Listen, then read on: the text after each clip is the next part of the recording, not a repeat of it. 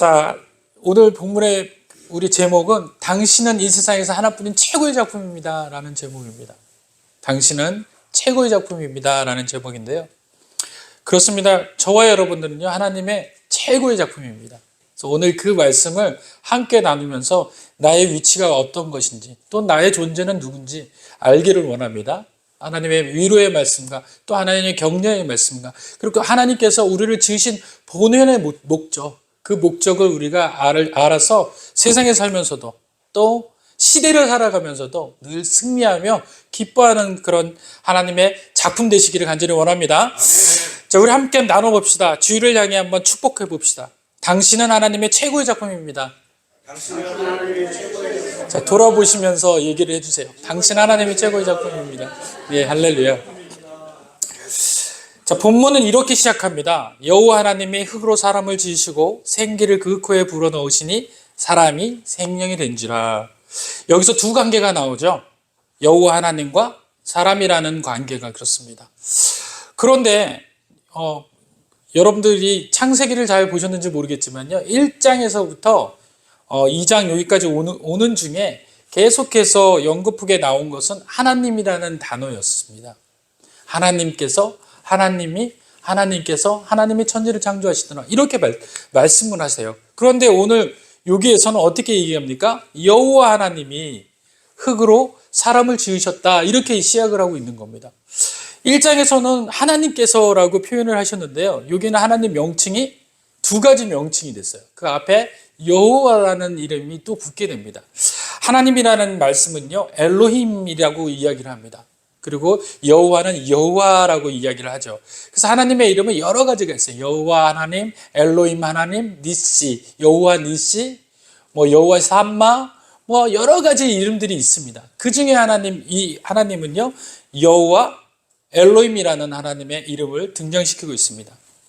이 엘로힘, 하나님이라는 뜻은요 전능하신 권세, 전능하신 분, 창조를 지으신 분, 이런 힘 있는 분을 강조할 때 하나님이다라고 이야기합니다. 그래서 여러분들께서 기도하실 때 하나님 나의 모든 지경을 넓혀주세요, 하나님 나의 모든 것을 함께 해주세요, 그렇게 고백할 때는 어떤 하나님을 부르시는 거예요? 하나님이다라고 이야기하시면 되는 거예요. 하나님 함께 해주세요. 그러면 그 명칭 안에 나의 모든 것이 다 포함되어 있는 겁니다. 나의 지경을 넓히시고 나의 은혜 가운데 함께 하소서 라는 것이 다 포함되어 있는 거죠. 그런데 여호와 하나님이라고 여러분들 고백할 때는 어떻게 고백하냐면요, 바로 약속의 하나님을 떠올릴 때 여호와라고 이야기하는 겁니다. 모세가 처음으로 시내산에서 만났을 때, 그때 하나님께서 모세에게 이야기하셨을 때 뭐라고 얘기합니까? 드디어 하나님께서 이름을 나타냈어요. 나는 여호와다라고 이야기하십니다. 그 뜻은 무엇입니까? 스스로 계신 자. 스스로 계신 자. 그 이야기 스스로 계신 자는 뭐냐면요, 바로 약속을 이루실 분 믿으시기 바랍니다. 여러분과 저에게 함께 하시는 그 여호와 하나님은요 약속하시는 하나님이시며 그 약속을 반드시 이루는 하나님이신 줄 믿으시기 바랍니다. 오늘 그래서 여기의 목적은요, 여호와 하나님이다라고 이 이름은요 권세 있고 창조적 능력이 있으신 그 하나님께서 약속하시겠다라는 거예요. 누구와? 사람과 약속하시겠다는 겁니다. 그래서 사람에게 어떤 약속을 했는지를, 또 약속을 함으로 인해서 어떤 은혜가 우리 가운데, 우리 삶 가운데 펼쳐지고 있는지를 오늘 아셔야 됩니다. 그러기 전에는 먼저 우리가 어떻게 태어났는지, 많은 종교들은 물어봐요. 많은 종교들이 해답을 얻지를 못하는 것이 바로 그렇습니다. 사람이 어디에서 왔는지를 알지 못해요. 그러나 기독교, 유일한 우리 기독교는요, 그 하나님이 인간이 어디에서 왔는지 명확히 설명해 주고 있습니다. 바로 우리가 본 거지는 어디예요? 바로 흙이에요. 흙이다라고 명확하게 얘기해 주고 있어요. 그래서 우리가 죽으면 어디로 들어가요? 땅에 묻히죠. 그러고 난 다음에 우리는 무엇로 변합니까? 흙으로 변하게 되어 있어요. 자, 오늘 그 흙으로 만들어진 사람의 이름을 아담이다라고 이야기합니다. 다시 따라합시다. 아담이다라고 얘기해요. 그래서 이 아담은요 원래 검다, 검북다, 붓다라는 어원적 의미를 가지고 있습니다. 이것을 원래는 그 고대 사람들은요 붉은 땅에서 유래를 한다라고 생각을 한 거예요. 당시에는요 땅이 붉었대요. 토지가 좋은 땅은 어때요? 붉게 보이잖아요. 그런 것을 뭐라고 이야기하냐면 아담이다라고 이야기를 하는 겁니다. 그래서 이 붉은 땅을 아다마라고 이야기해요. 히브리 사람들은 아다마라고 이야기합니다. 이런 거를 이제 옥토라고도 이야기를 하죠. 그런데 일반적인 땅, 그 옥토가 아닌 일반적인 땅을 에레츠라고 이야기를 해요. 에레츠라고 이야기를 합니다. 이 에레츠는요, 농사를 지을 수 없는 땅이에요. 황무지예요. 그래서 이스라엘에 가면요, 사막이라는 곳이 있죠. 그 사막이 바로 이 에레츠에 속합니다. 그래서 그 땅은요, 황토색, 그 붉은색을 띠지 않고 옅은, 지금 여러분들 우리 주위에 보면은 옅은 베이지색 같은 그 황토색 있죠? 이렇게 땅이 펼쳐져 있습니다. 말 그대로 사막과 같은 거예요. 푸석푸석하고 윤기도 없고 먼지만 있는 비옥하지 못한 땅을 바로 에레츠라고 이야기를 하는 겁니다. 이 옅은색 토양 에레츠는 사막인데요. 식물이 자라기 어렵고요. 생명이 자랄 수 없는 데 반해 붉은색 땅 아다마는요. 비옥하며 생명이 살 수 있는 땅입니다. 아마 그래서 이스라엘 백성들은 그 땅을 보고서 이제 그 하나님께서 이야기하신 이 아담에 대한 이야기들을 생각을 했던 것 같아요. 그리고 이 불다라는 그 의미를 이스라엘 사람들은 왜 불다라고 생각을 했냐면요. 거기에 피가 들어가 있다. 피가 흐른다라고 생각을 한 겁니다. 뭐든지 무엇인지 자라고 또 무엇이든지 생명이 있는 것은요. 그 원천이 무엇이더라고 생각했냐면요. 고대 사람들은 피라라고 생각을 한 거예요. 피. 그래서 사람도 피가 흘러서 우리가 생명력이 있잖아요. 피가 없어지면 어떻게 해요? 생명을 잃어버리잖아요. 땅도 역시 마찬가지다고 생각을 한 겁니다. 그래서 붉은 피가 그 땅을 적셔서 그 땅이 옥토가 되고 풍요롭게 한다라고 생각을 하는 겁니다. 그래서 그 생명력은 피에서 온다라고 생각을 한 거예요. 그래서 그 땅 자체가 피에 젖어 있다. 이렇게 표현을 한 거죠. 또 아담이라는 두 번째 뜻은요. 지음을 받은 존재라는 뜻을 가지고 있다고 합니다. 지음을 받은 존재. 그래서 인간은 어떻게 돼요? 누군가로부터 지음받은 존재라는 거예요. 갑작스럽게 생긴 존재가 아니라는 겁니다. 다윈의 진화론에서는 어떻게 돼요? 박테리아가 또 그것이 분열을 해서 나중에는 그것이 뭘로 변했다고 그래요? 인간이 되었다. 이렇게 이야기를 합니다. 먼지에 있는 박테리아가 어느 날 생명력을 가져서 그것이 핵 분열을 일으켜서 나중엔 결국엔 사람까지 됐다. 진화가 됐다. 이렇게 표현을 하는 겁니다. 말도 안 되는 이야기를 하고 있어요. 그런데 오늘 성경에서는 명확하게 이야기를 하고 있습니다. 지음을 받았다. 지음받은 존재다. 라고 이야기를 하는 겁니다. 또 아담이라는 세 번째 뜻은요. 처음과 끝에 의미하는 모든 피조 세상의 중심에 인간의 위치함을 보여준다. 그래서 모든 세상에 있는 하나님으로부터 지어진 그 생명체의 중심에 있는 사람, 그걸 아담이다라고 이야기를 하는 것입니다. 네 번째는요. 하나님의 형상대로 창조된 신적 요소를 지닌 우리 육체가 만약에 정욕대로 살면 짐승과 같은 존재로 타락할 수 있다라는 의미를 갖고 있대요. 하나님으로부터 은혜를 받고 하나님으로부터 창조된 이 우리의 본연의 인생이 만약에 하나님의 은혜를 모르고 하나님과의 가까이 하지 않으면 어떻게 돼요? 그 본연의 모습이 육체의 정욕대로 살 때 짐승과 같은 존재로 변하게 된다라는 의미를 가지고 있다라고 합니다. 다섯 번째는요, 빛이 난다라는 거예요. 우리 몸에서 빛이 난다라는 거예요. 영광이 있다라는 겁니다. 그래서 짐승들을 봤을 때는 그들의 삶 가운데, 그들의 짐승들 가운데서 어떤 명확한 걸 발견하지 못하지만 우리는 어때요? 때로는 유독이 눈에 부시는 사람들이 있잖아요. 유독이 또 앞장서서 또 리더로 인하여서 많은 사람들에게 존경받는 사람들 있잖아요. 이렇게 삶 가운데서 누군가 앞에서 빛이 나는 인생, 그것이 바로 아담이라는 우리라는 것입니다. 여섯 번째는요, 결합시키다라는 의미를 가지고 있다고 합니다. 인류의 시조인 아담 모든 시대와 모든 장소에서 살았던 전 인류가 하나로 결합시키는 자가 누구예요? 바로 아담이라는 거예요. 다시 말하면요, 아담으로부터 시작됐다라는 겁니다. 그래서 아담으로부터 시작된 지금 저와 여러분들은 모든 계보가 누구로 통하는 겁니까? 아담으로 통한다. 이렇게 성경은 이야기해 주고 있어요. 이렇게 여섯 가지가 아담의 의미예요. 여러분들 이 6가지의 의미가 어떤 의미로 우리에게 다가옵니까? 다 같이 따라합시다. 귀중한 존재, 최고의 작품. 바로 그 이야기를 오늘 이 아담이라는 이름 하나로만으로도 이 6가지의 의미를 담고 있다는 거예요. 그래서 그 아담이 여러분들 누굽니까? 바로 저와 여러분이세요. 그래서 여러분들의 삶 가운데는 이 6가지의 무한한 하나님의 놀라우신 그 작품의 은혜가 담겨져 있음을 기억하시길 바랍니다. 그래서 이 일들을 사순절 동안에 묵상하셔야 돼요. 나는 누구인가? 나는 아담이다라는 거예요. 인간이라는 겁니다. 이 6가지의 은혜가 내 안에 있다라는 거예요. 그래서 이 은혜를 통하여서 우리가 하나님 앞에 한 발자국 더 나가는 그런 자가 되시기를 간절히 원합니다.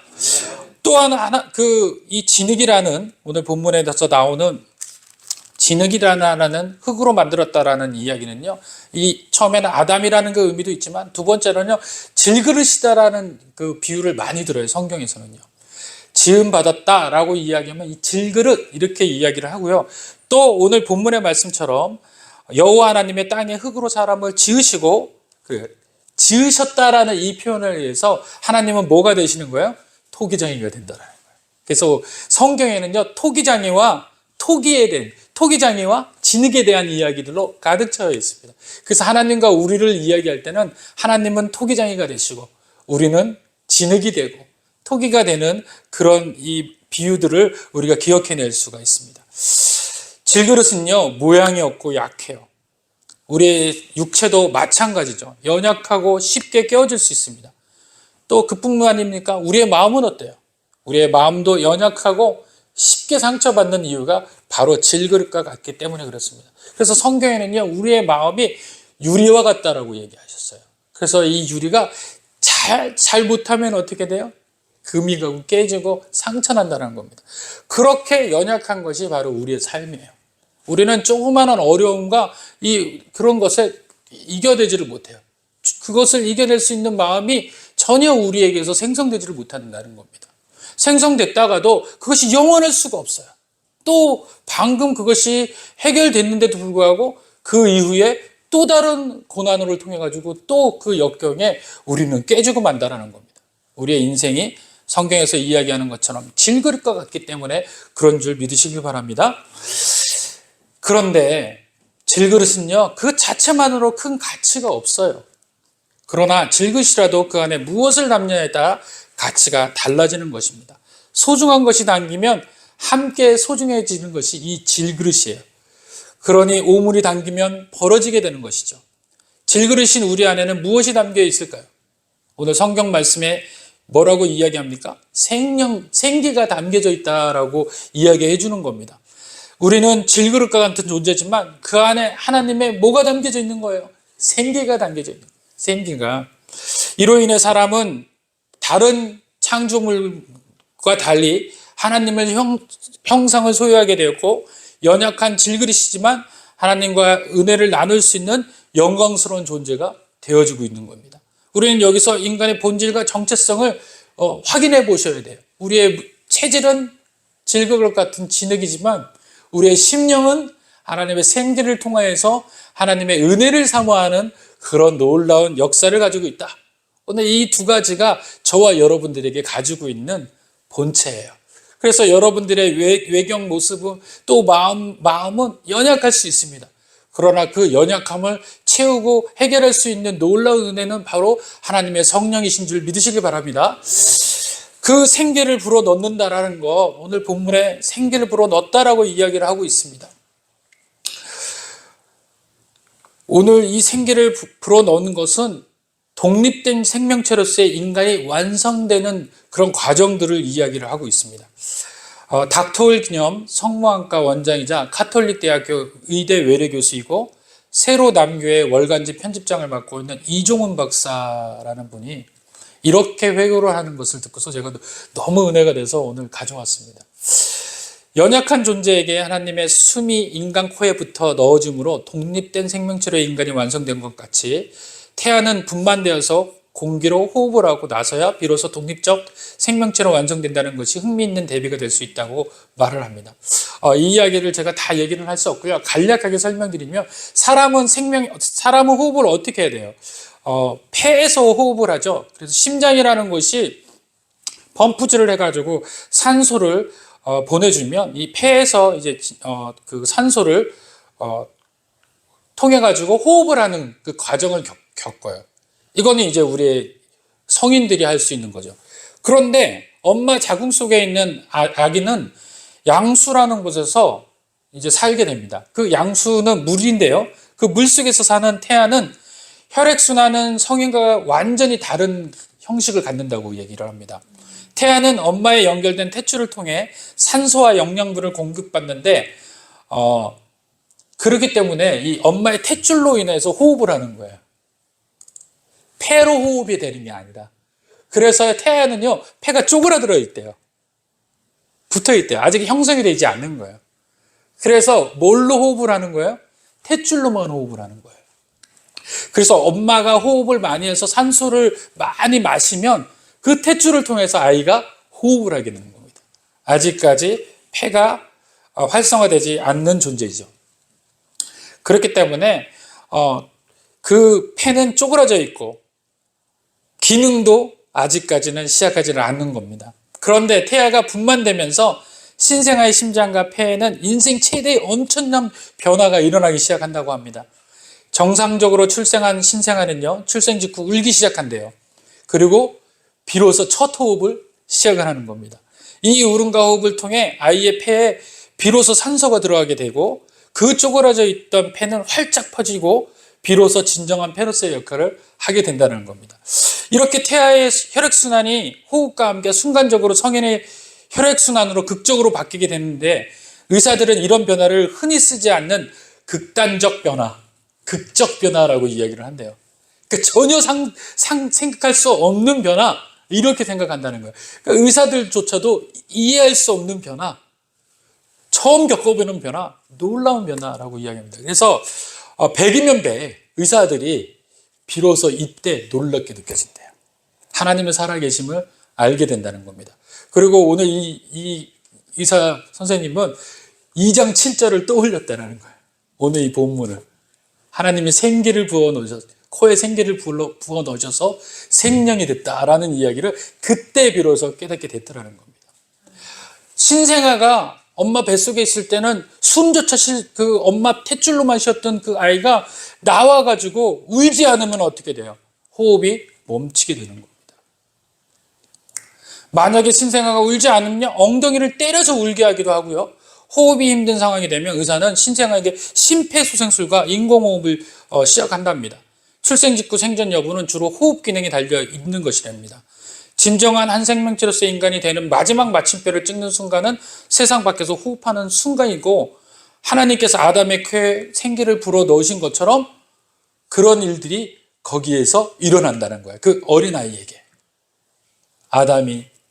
하나님께서 아담에게 생기를 불어 넣으실 때 그때 폐가 활성화되고 아마 아담도 울지 않았을까요?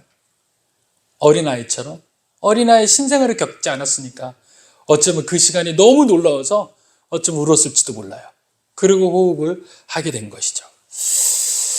그렇다면 코의 생기가 무엇일까요? 오늘 본문에 분명히 하나님께서 코의 생기다라고 이야기를 해주신 겁니다. 과연 코의 생기는 무엇입니까? 바로 생명이며 호흡이며 또 움직임 아닐까요? 그 움직임은 어떤 의미를 이야기합니까? 저를 한번 보실까요? 바로 예수 그리스도를 상징하는 거예요. 이 생기는요, 예수 그리스도를 상징하는 겁니다. 우리 인생이요, 예수가 함께 하시지 않으면, 하나님이 함께 하시지 않으면 우리는 생명, 호흡조차도 할 수 없는 상태로 돌아가게 되는 겁니다. 여러분들, 우리 육신은 무엇과 무엇으로 만들어졌다고 성경에서는 이야기합니까? 혼과 육과 영으로 만들어졌어요. 그래서 하나님께서 아담에게 흙으로 만드실 때는 무엇이 그 안에 담겨져 있습니까? 혼과 육이 담겨져 있는 거예요. 그래서 모든 하나님께서 만든 창조물에는 혼과 육이 다 있어요. 그런데 모든 창조물 중에서 최고의 작품 인간에게 있는 한 가지가 더 있습니다. 뭡니까? 바로 그것이 생기예요. 그것이 영이라는 것입니다. 스피릿이라고 이야기를 하는 거예요. 저와 여러분들에겐 이 영이 있는 겁니다. 이 영이 뭐예요? 바로 하나님의 호흡이며 또 우리들의 영적으로는 예수 그리스도를 상징한다는 것입니다. 그래서 만약에 우리 안에 예수 그리스도가 빠지게 되면 우리는 육신적인 사람으로 살 수밖에 없어요. 아까 지금 아담의 이야기하는 것 중에서 만약에 우리의 육신을 또 쫓으면 어떻게 된다고 말씀합니까? 동물처럼 변하게 되는 거예요. 혼과 육으로만 살아가는 겁니다. 영의 은혜가 없는 거예요. 분명히 우리는 영의 은혜를 통해서 말씀도 들어야 되고 하나님을 찬양해야 되고 하나님으로 오는 그 기쁨과 교제하게 되고 친밀함을 나눠야 되는데 만약에 하나님과의 영이 끊겨진 상태라면 우리는 혼과 육으로만 사는 짐승과 같은 사람이 된다라는 거예요. 그래서 하나님을 알지도 못하고 하나님을 통하여서 은혜를 받을 수조차도 없게 되는 그런 인생이 된다는 것입니다. 고린도후서 4장 7절에는 이렇게 이야기합니다. 우리가 이 보배를 질그릇에 가졌으니 라고 이야기합니다. 그 보배가 누굽니까? 바로 예수 그리스도를 상징하잖아요. 예수 그리스도를 우리 안에 거하게 하셨고 예수를 우리가 품게 되니까 우리의 삶이 질그릇이지만 그런데 그 삶의 본질적인 건 무엇을 품다라고요? 보배를 품고 있다는 겁니다. 고대 로마에서는요, 장군들이 전쟁에서 승리하고 돌아올 때 개선행렬의 선두에 전리품을 앞세웁니다. 당시 로마의 관습 중에 하나는 질그릇 속에 은, 금, 보석들을 넣어 가지고 오는 것이었어요. 그 질그릇은 깨어지기가 쉽습니다. 그렇기 때문에 질그릇이 깨어지면 그 안에 속에 담겨있던 보석들이 다 흩어지거나 없어질 수 있거든요. 그러니까 어떻게 됩니까? 질그릇이 깨어지지 않도록 굉장히 조심히 다뤘다고 얘기합니다. 그래서 그 조심스럽게 다뤄져서 그것이 본진에 또 자기가 그 속한 곳에 올 때까지 너무 귀중히 여기면서 왔다라는 거예요. 아마 바울이 여기에서 창안한 건지 여기에서 은혜를 느꼈는지 모르겠지만 바울도 그것을 통해서 이렇게 이야기합니다. 질그릇 같은 우리 안에 보배이신 예수님을 모셨다는 것, 바로 조금 전에 이야기했던 고린도전서에서 우리가 이 보배를 질그릇에 가졌다라는 표현을 드러낸 겁니다. 바울이 그 로마의 그 환경들을 눈으로 보니까 야, 우리들이 저렇게 로마 병사들도 그 그릇에 질그릇에 보화들을 그렇게 조심히 다루는 것처럼 우리 같은 연약함에도 우리 안에 누가 있다라는 거예요. 예수 그리스도가 담겨져서 우리가 거룩함을 드러낼 수 있고 또 하나님의 능력의 도구가 될 수 있다라고 이야기를 하는 것입니다. 그렇습니다. 저와 여러분은요, 형체는, 체질은 진흙과 같은 체질이고 연약하게 보이는 질그릇과 같을지 모르지만 우리 안에 예수 그리스도를 그 모심으로 인해서 또 하나님의 놀라우신 은혜를 모심으로 인해서 우리는 하나님의 능력의 도구가 되는 줄 믿으시기 바랍니다. 오늘 능력의 도구가 되는 것입니다. 그랬을 때 예수님은 우리에게 이렇게 이야기합니다. 사방으로 우겨쌈을 당하여도 쌓이지 않고 답답한 일을 당하여도 낙심하지 않고 박해를 받아도 버림받지 않을 것이다. 꺾으림을 당하여도 망하지 않을 것이다. 우리 안에 무엇이 있기 때문에? 예수 그리스도의 보화가 있기 때문에. 그래서 우리의 질그릇과 같은 이 존재는 온전히 예수 그리스도의 생기, 또 하나님의 주시는 은혜의 생기를 통하여서 우리는 절대적으로 귀한 존재가 되었음을 선포합니다. 믿으시길 바랍니다. 여러분들은, 저와 여러분들은 최고의 작품입니다. 우리의 지어진 육체에 한계가 있을지는 몰라요. 때때로 어려움을 겪기도 하고 연약함과 부족함으로 인해 실망하고 우울해질 때가 있습니다. 그럴 때마다 우리는 질그릇만 보지 말고 우리 안에 있는 보배를 보셔야 해요. 예수님을 바라보면서 어려움도 이기고 오뚜기처럼 다시금 성장하는 저와 여러분들이길 원합니다. 그리고 또한 본문은 질그릇만 증거하는 본문이 아닙니다. 본문은 토기장애에 대해서도 이야기하고 있어요. 오늘 본문은요, 하나님을 의인하여서 사람을 지으시는 모습을 표현하고 있습니다. 하나님이 흙으로 사람을 지으시는 장면은 토기장이다, 토기를 만드는 장면이라고 말씀을 드렸어요. 성경은 여러 곳에서 하나님을 토기장이고 사람을 토기라고 비유하고 있습니다. 에레미야 18장 6절에는 이렇게 이야기합니다. 여호와의 말씀이니라 이스라엘 족속아, 이 토기장이가 하는 것 같이 내가 능히 너희에게 행하지 못하겠느냐? 이스라엘 족속아, 진흙이 토기장의 손에 있음 같이 너희가 내 손에 있느니라. 할렐루야. 토기가 가장 빛날 때가 어떤 겁니까? 진흙이 가장 빛날 때가 어떤 거예요? 바로 토기장애한테 놓여 있을 때예요. 토기장애가 진흙을 만들어서 그것을 작품으로 만들 때 가장 가치가 있는 거예요. 그런데 진흙 자체로만 놓으면 어때요? 가치가 상실되는 겁니다. 하나님이 계시기 때문에 우리의 가치가 높아질 수 있는 줄 믿으시기 바랍니다. 우리는 하나님이 옆에 계시고 또 우리 하나님과 함께 하시는 줄 믿으시길 바라요. 우리는 인생에 홀로 남겨진 사람이 아니라는 겁니다. 우리가 가치 없는 그런 인생처럼 살아가는 것 자체가 하나님을 모독하는 거예요. 그래서 우리는요, 인생에서 최고의 기쁨을 누리고 최고의 기쁨 가운데서 최고의 작품임을 선포하셔야 돼요. 그 선포는 누구를 영화롭게 하고 누구를 높이는 것과 같습니까? 바로 하나님을 높이는 거예요. 내가 바깥에서 하나님의 목적대로 말씀대로 사는 모습을 제대로 볼 때 하나님이 높아지시는 거예요. 하나님께 영광 돌리는 거예요. 많은 사람들은 착각하고 있어요. 예배 가운데 찬양하는 것이 하나님의 영광, 그걸로 끝난다고 생각을 합니다. 또 하나님 앞에 나와서 하나님 앞에 찬양 드리고 또 하나님 앞에 기도하며 또 하나님 앞에 말씀 보며 이런 것들로만 하나님을 영광스럽게 하고 높이는 거라고 착각하고 있어요. 제일 높이는 거는요, 하나님의 말씀대로 살아가는 거, 삶에서 하나님의 목적대로 선포하고 살아가는 거, 그러면 하나님이 높아지시는 하나님 될 줄 믿으시길 바랍니다. 그렇습니다. 진흙은 토기장의 손에 들려지지 않으면 가치가 없습니다. 진흙의 가치는 토기장의 생각을 받아들이고 생각하는 역량에 있습니다. 진흙과 같은 우리 존재 가치가 있으려면 토기장이 되신 하나님의 손길에 우리를 내어드릴 때 우리는 가치는 무제한적으로 상승할 수 있는 그런 가치를 지니게 될 줄 믿으시길 바랍니다. 다윗은 시편 130편 1절에서 4절에 하나님과 자신의 관계를 이렇게 선포합니다. 여호와여, 주께서 나를 살펴보셨으므로 나를 아십니다. 주께서 내가 앉고 일어섬을 아시고 멀리서도 나의 생각을 밝히 아시오며 나의 모든 길과 내가 눕는 것을 살펴보셨으므로 나의 모든 행위를 익히 아시오니 여호와여, 내 혀의 말을 알지 못하시는 것이 하나도 없으시니다. 여기에서 안다라는 말은 중심을 꿰뚫어 보다라는 말입니다. 지식을 넘는 완전히 아심을 말합니다. 어떤 관계입니까? 바로 친밀한 관계를 이야기하고 계시는 겁니다. 다윗은 얼마나 친밀한지 앉고 일어서고 나의 생각, 나의 모든 길, 눕는 것, 모든 행위, 혀의 말, 모든 것을 아신다라고 했습니다. 우리의 내적, 외적 모든 것이 하나님께서 이미 알고 계신다는 걸 믿으시길 바랍니다.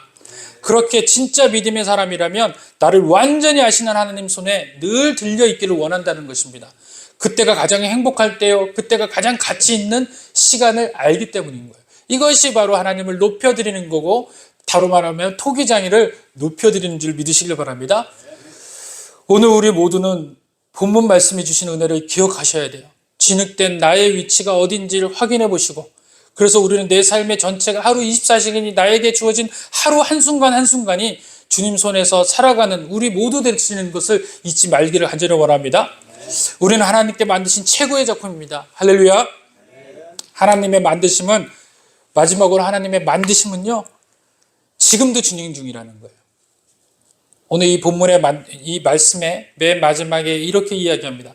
여호와 하나님의 땅의 흙으로 사람을 지으시고 라고 이야기하고 있어요. 이 지으시다라는 얘기는요, 한번 만들고 그걸로 끝난다라는 이야기를 하고 있는 것이 아니에요. 지속적으로 계속 창조해내다라는 의미를 담고 있습니다. 오늘 우리의 인생은요, 하나님께서 한번 창조하시고 쓰고 버리는 인생이 아니라는 거예요. 여러분들이 태어나셨죠? 그리고 여러분들이 하나님 앞에 다시 가는 그날까지 지속적으로 여러분들의 인생을 하나님은 창조해내신 줄 믿으시기 바랍니다. 날마다 바뀌게 될 거라는 거예요. 그래서 오늘 이후의 삶이 우리가 앞에 있던 삶에서 절망적인 삶이라고 생각을 한다면, 예를 들면 이후의 삶도 절망적으로 끝날 것이야 라고 생각하면 안 되는 거예요. 그거는 절망적인 것이 이미 창조되었기 때문에 창조의 그것으로 끝나는 삶을 이야기하는 것이고, 창조가 진행되다 만드시고 라고 이야기하는 이 말씀의 역량은 오늘 이후로 바뀐다라는 거예요. 내가 지금 앞에서는 절망적이었지만 나중에 그 절망이 하나님의 놀라우신 은혜로 바뀌어서 희망으로 바뀌고, 이럴 때 아멘 하셔야 되는데 성공으로 바뀌고 감사로 바뀌고 기쁨으로 바뀔 줄 믿으시기 바랍니다. 말씀하면 아멘 하셔야 돼요. 여러분들, 이것은 아멘, 그렇게 될 줄 믿습니다. 제가 그렇게 하나님을 사모합니다. 동의어예요. 그래서 여러분들 아멘 많이 하시는 분들이 하나님의 놀라우신 내가 임하실 줄 믿습니다. 여호와 엘로힘, 자신의 이름을 걸고 언약하시는 하나님 앞에서 이야기하신 이유가 뭡니까? 그리고 뒤에 만드시고라는 이야기가 왜 따라 나오겠어요? 능력 있으신 내가, 능력 있으신 하나님께서 어떻게 하시겠다는 거예요? 너의 인생을 계속해서 연속해서 창조해 내시겠다라고 내가 약속한다라는 거예요. 그래서 그 앞에 이야기를 뭐라고 해요? 여호와 하나님이라고 얘기한 겁니다. 뒤에 만드시고 여호와 하나님이 보증수표가 되시는 거예요. 내가 너의 인생을 창조하고 또 너의 인생을 귀히 여기며 최고의 작품으로 남게 할 것이다. 약속한다. 당신의 이름을 거시는 거예요. 얼마나 놀라운 은혜입니까? 그래서 욥기 23편 10절에는 나의 길을 오직 그가 하시나니 그가 나를 단련하신 후에는 내가 정금같이 나오리라. 나의 인생이 끝난다라고 표현하지 않는 이유가 바로 거기에 있습니다. 뭐라고 이야기합니까? 정금처럼 나오겠다라는 거예요. 지금 나는 단련 시간이라는 겁니다. 지금 어려운 환경이고 어려운 마음 상태라고 할지라도 모르지만 그러나 하나님께서 나를 이것으로 끝장내지 아니하시고 창조하셔서 만드시고라는 약속을 이루실 거라는 거예요. 그래서 그 끝은 내가 정금으로 나오겠다는 겁니다. 할렐루야. 여러분들의 인생과 저의 인생이 이런 보증수표에 이 보증이 하나님의 이름으로 인해서 우리가 용기를 얻고 또 하나님의 은혜 가운데 참여하는 저와 되시길 간절히 원합니다. 하나님께서 우리 개인을, 우리 공동체를 빚어가신다는 사실, 우리가 인생의 어떤 어려움, 어떤 시험과 유혹 속에도 다시 설 수 있다는 힘의 근거가 될 수 있는 것입니다. 하나님께서 만드신다라는 건 빚으신다라는 거예요. 오늘 우리에게 이 놀라운 세대 가운데서, 이 어려운 세대 가운데서 하나님의 복음의 진정성을 가지고 한 발자국 한 발자국 나가시길 간절히 원합니다. 오늘 우리는 하나님을 단 한 번 빚으시고 마음에 안 들면 포기하고 말 거라는 생각할 수도 있습니다. 그렇지 않다는 사실 분명히 알아야 합니다. 하나님은 세상 사람들이 포기한 것과 같은 그런 사람도 다시 빚으셔서 크게 사용하시는 경우를 우리가 볼 수 있습니다. 그런 그 말씀이 성경 전체에 나와 있어요. 그 말씀을 주신 목적이 뭡니까? 이 말씀처럼 너희 인생도 그렇게 되리라는 거예요. 그렇게 되기 위해서 하나님이 이 본문을 주신 거예요. 용기 얻으라고. 그러니 오늘 우리는 용기 얻고 하나님 앞에 나아가는 자와 되시길 원합니다. 이종훈 박사가 이렇게 이야기합니다. 어느 누구도 하나님의 간섭하심이 없이는 세상에 나올 수가 없다고 고백했습니다. 어린아이조차도 하나님의 간섭하심이 없으면 이 세상에 나올 수 없는 것이 바로 하나님의 능력이십니다. 성도 누구에게나 매일매일 다르고 순간순간이 다릅니다. 그러나 우리의 인생을 책임지시고 날마다 새롭게 하시는 하나님, 매일이 새롭고 충만하며 오직 우리를 위한 창조를 멈추시지 않는 하나님, 잘못되더라도 그 길을 다시 여시는 하나님, 다시 새 길을 만드시는 하나님 믿으시길 축원드립니다. 오늘 이사야 43장 18절에서 19절에서는 이렇게 말씀합니다. 너희는 이전 일을 기억하지 말며 옛날 일을 생각하지 말라. 보라, 내가 새 일을 행하리니 이제 나타낼 것이라. 너희가 그것을 알지 못하겠느냐? 반드시 내가 광야의 길을 사막의 강을 낼 것이다 라고 이야기를 하고 있습니다. 우리의 인생에 이렇게 매일매일 뭐 하신다는 거예요? 만드시겠다라는 거예요. 만드시겠다라는 거예요. 하나님은 만드시는 하나님이신 줄 믿습니다. 말씀 마칩니다. 인간의 체질은 진흙이에요. 연약하고 부족합니다. 그러나 연약함에 귀한 보배이신 예수님을 담고 있습니다. 우리 하나님께서 우리 인생을 날마다 새롭게 창조하십니다. 그분께서 자신의 이름을 걸고 우리를 책임져 주십니다. 오늘도 내일도 우리 인생이 다하는 날까지 주님을 신뢰하며 온전한 믿음 가운데 승리하시는 성도 되시길 바라며 사순절 말씀을 기억하면서 우리를 위해 대신하신 주님을 겸손하게 묵상하며 순전하게 보내시는 시간 삼으시길 간절히 원합니다. 다 같이 기도하겠습니다.